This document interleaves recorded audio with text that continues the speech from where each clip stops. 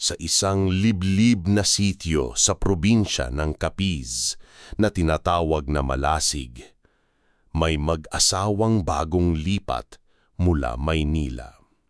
Sina Rica at Jomar, parehong nagtuturo sa isang maliit na paaralan doon, ay masayang naghahanda para sa kanilang unang anak. Sa unang mga linggo, payapa ang kanilang buhay. Ngulit pagkalipas ng 3 buwan ng pagbubuntis ni Rica, nagsimula na ang mga kakaibang pangyayari. Tuwing hating gabi, naririnig ni Rica ang mahihinang kaluskos sa bubong nila. Parang may gumagapang. Akala niya ay pusa lang. Ngunit habang tumatagal, may naririnig na siyang mga pagaspas ng pakpak at isang matinis na halakhak na tila nagmumula sa dilim.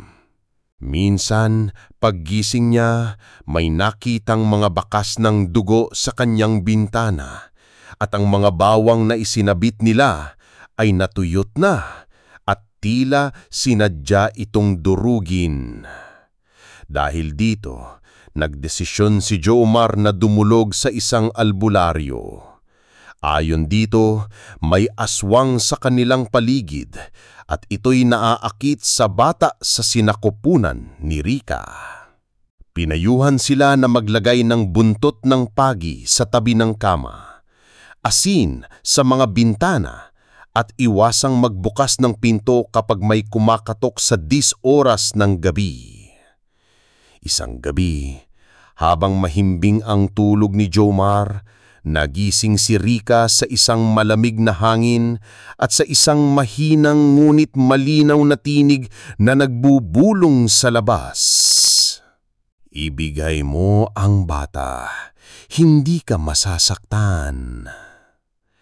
Nang sumilip siya sa bintana, nakita niya ang isang matandang babae na may matatalim na kuko. Mahaba ang dila at pulang-pula ang mga mata. Mabilis siyang umatras at isinara ang bintana, ngulit hindi pa siya nakalayo nang bigla itong bumukas sa sarili nito, tila may lakas na hindi kayang pigilan. Sa kabutihang palad, agad nagising si Jomar at sinindihan ang isang itak na may dasal mula sa albularyo. Nang ipakita niya ito sa nilalang, sumigaw ito ng ubod lakas at naglahaw na parang usok. Kinabukasan, nakita ng mga kapitbahay ang mga patak ng itim na dugo papunta sa kagubatan. Ayon sa mga matatanda, ito'y tanda ng isang sugatang aswang. Simula noon, araw-araw silang nagdarasal at patuloy na sumusunod sa payo ng albularyo.